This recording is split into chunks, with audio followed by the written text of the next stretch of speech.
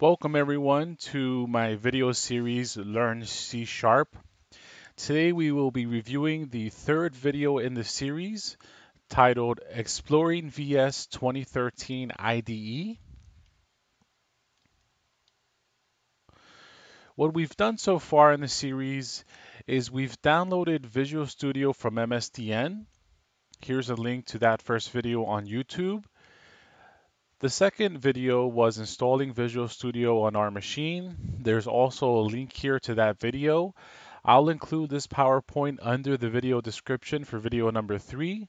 You could also navigate to my website to find this PowerPoint. So what are we going to do in this third video? We're going to launch and explore Visual Studio. We're going to discuss Solution Explorer and some of the dialog boxes within Visual Studio. We're going to review the look and feel of the IDE. We're going to modify it, change the fonts, add lines to some of the panels and windows. We're going to look at some of the out-of-box solution templates included with Visual Studio. And then we'll just talk about some of the other aspects of Visual Studio and some of the other areas inside the IDE or integrated development environment. Here you have a link to my website. So if you were to go to my website, you'll see here that these instructions are written on the website. And if you are a visual person, you can come out here and view these. And as you see, I have step by step and I have some instructions on Visual Studio. If you would like, you also can comment here.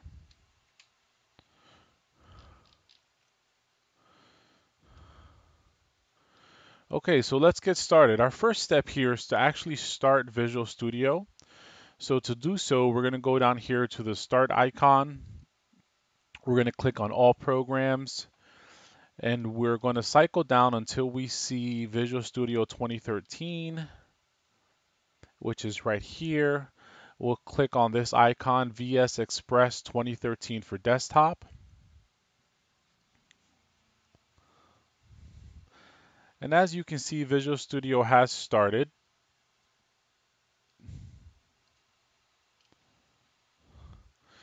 And this is the screen that you'll get when you first start Visual Studio. This is what they call the start page. On the right-hand side here, you'll have a Solution Explorer. On this start page, you'll notice you have a few options here. You can start a new project, open from source control. And if you have recent projects, you'll see a listing here of your recent projects, and you can click on that to start.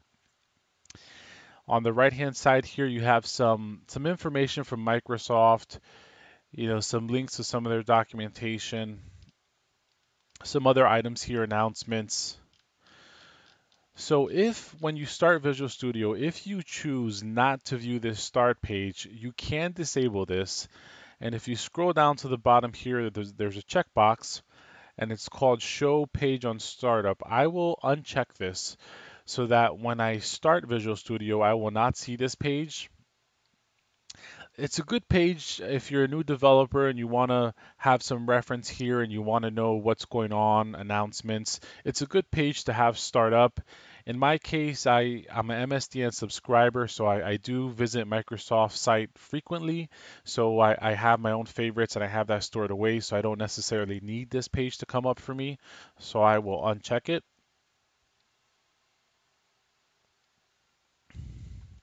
So the first thing we want to look at over here is Solution Explorer.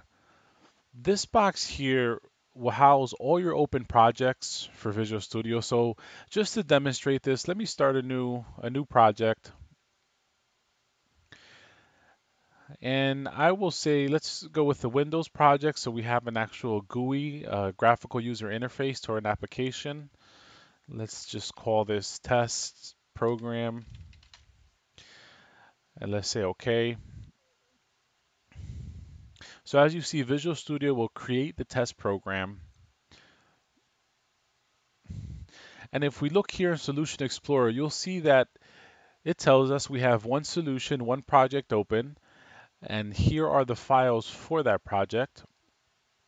We have Form 1, which is this here. You have app config, my project. So you could click on any of these to open the corresponding file for this. You see here that it gave me a form 1, so this is the actual graphical user interface or GUI that we'll work with.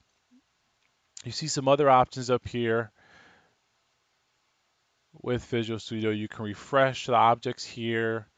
You can show all files. So if I click on show all files, you see that it shows me additional folders.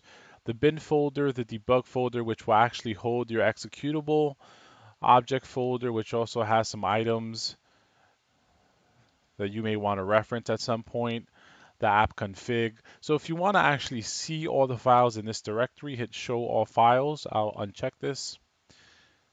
You have properties, which you see down here. This is another window, your properties windows.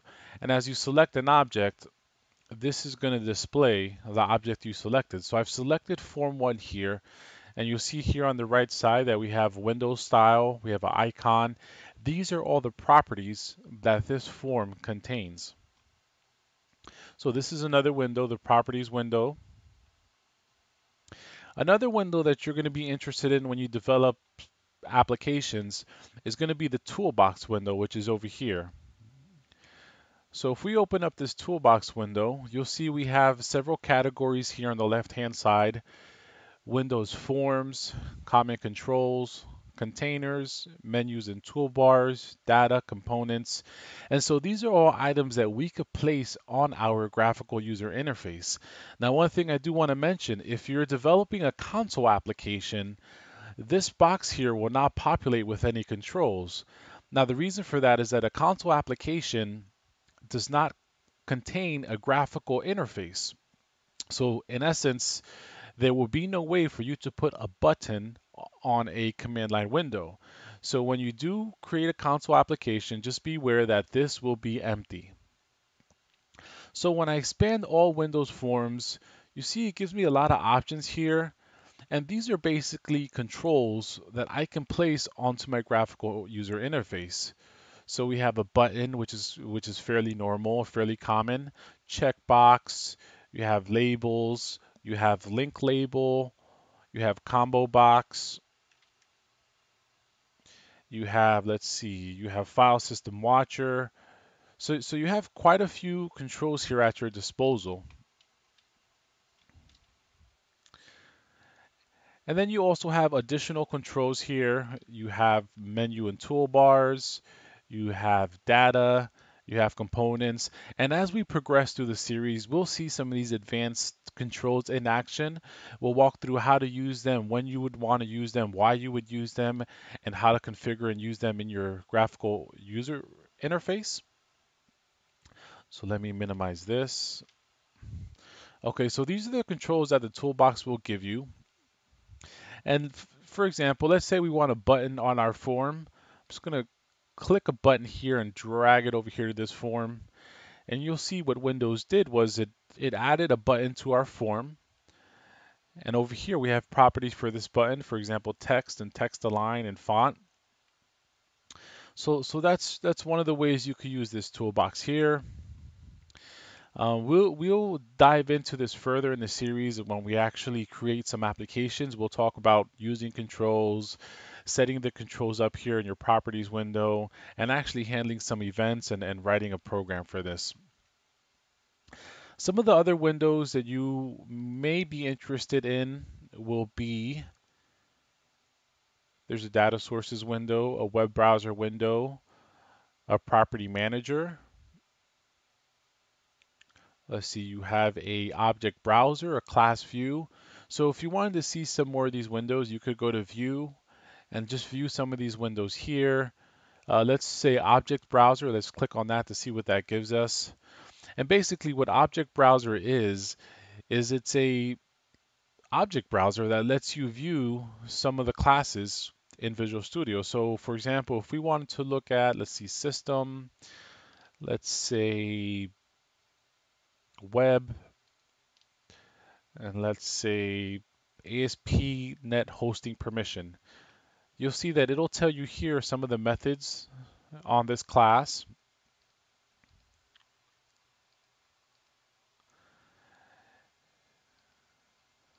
And so you could poke through this to see, if you wanted to use some of these things, you could kind of see what they are and kind of drill down. This comes in handy when you're working in other frameworks and, or you're just curious as to what a class does and what objects it has, properties, methods. You could come out here and take a look at that. So for the most part, as a developer starting out, when you're new, the windows you're going to want to see Solution Explorer. You always want to see what you have open. The properties will be good when you're clicking on stuff. You could easily see what the properties are and change them if you need to. The toolbox, you're going to want to drag stuff onto there and drop. It's the easiest way to do it. So those are some of the main windows. As we progress through the series, we'll go into some of the other windows and why we would use them. For example, class view, call hierarchy, some of these other windows, we'll get into those as we progress in the series. Another thing I want to show in Visual Studio is that you can customize the text editor that you're writing code in. So if I go to Tools and I go to Options, you'll see here that I have a bunch of tabs or a bunch of categories here on the left side: environment, project solution, source control, text editor. If I wanted to make the font in this window bigger, I could go here to the environment tab. I could click on fonts and colors, and you see that it gives me some options here. I could change the font if I would like to. I could change the size if I would like to. Here I could drop down and I could say what these settings I choose here will apply to. So as you see, there's the printer, there's the output window, there's many options here. I'll select text editor, and let's say I want this font back here to be bigger. So let's say I want it to be 14 because my eyes have a hard time seeing that font. It'll give me a sample here, and it'll say 14, and if I hit OK, you'll see that the font here has changed to 14. So now when I write code, the font will be bigger and potentially easier to see. Another thing that as developers we like to do is we like to see the lines of our code. When we're working with another developer and we want him to look at one of our files, it's easy to say, look at line 391 on Form 1 VB so he can see exactly what I'm looking at. So we have to set that up in Visual Studio. So the way to set that up is you go to Tools, Options, and if you go down here to the text editor category, you'll pick your language. You could pick general or you could pick your language. In our case, we're going to use C#. And you'll see here there's an option called line numbers. So I'm going to select this. I'm going to hit OK. And in this case, this is actual Visual Basic. The project I created was for Visual Basic Code. So that's why we don't see line numbers here. So let's choose Visual Basic. Let's go to Options. Let's go here to Basic and let's click line numbers. Let's hit OK. And as you'll see, Visual Studio has placed line numbers here for me to view my code. So this is one option that developers like to set. If you look at the options panel here, you'll see that there's a lot of categories you can set. You can go through here and just kind of customize it so that your environment is comfortable for you. As a developer, you're going to spend a lot of time writing code in here, and you want to make sure that you can see the code well, that the color scheme is what you like, that you have the right dialog boxes here on the right side. So in here is how you can do that.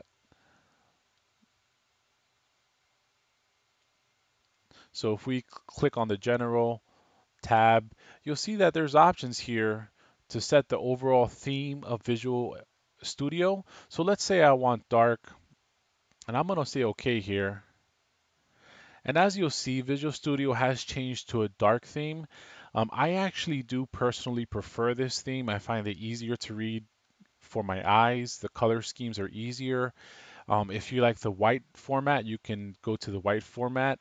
But Visual Studio does give you several options here. So you can go with light, blue. Let's check out the light theme. And you can see this is the light theme. So I will go back to the theme that I like, which is the dark theme.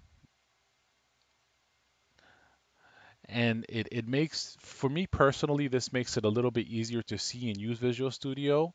So I'm going to stay with this theme, and you could modify this to whatever theme you like. And so let's see, if you have Team Foundation Server for your team, you would use this here. This is source control. In our case, we're not going to use that right now. You have a debug window. You have a build window, a build menu,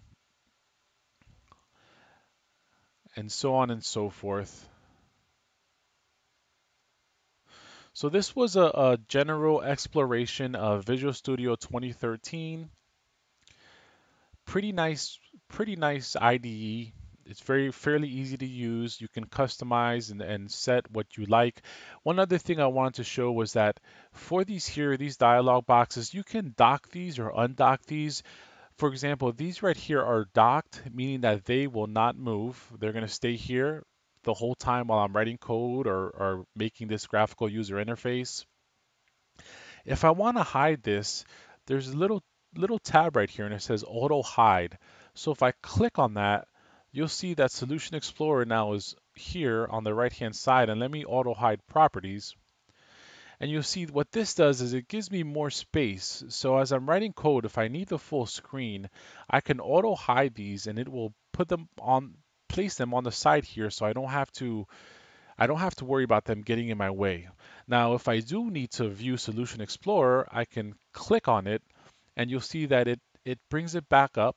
And if I want it to be docked again, I could just click on this and it'll dock it again once in my solution, or I could just hide and just click as needed. So Toolbox, if I need it, I drag something here.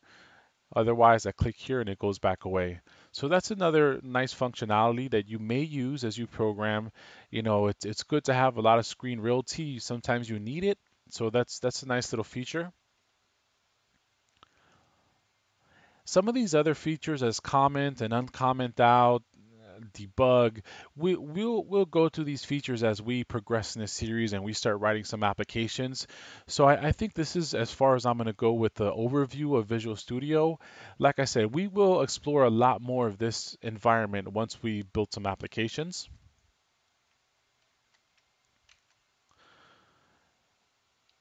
Okay, so in the next video, we're actually going to do some programming.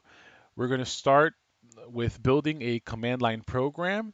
We're going to discuss variables, and here are some examples of variables: int, boolean, float, date, time. We'll discuss how these are used, why you would use them, when they were used, what are the different parameters for each variable, why you would use a boolean as opposed to a float. And we'll also write a very simple program that will demonstrate how to use some of these variables. So now that we've installed Visual Studio, we've downloaded, we've installed, we've explored the IDE. You know, at this point now forward, we're going to get into some of the nitty gritty of programming and really discuss how to program and actually write some code going forward. So that will complete this video. Don't forget, if you like the video, click on the like button in YouTube. Also subscribe. And if you have any comments, questions, or suggestions, please leave them in the comments section and I will reply to you as soon as possible. Here's a link to my website where you can find the PowerPoint and written instructions on this video. We will see you on the next video.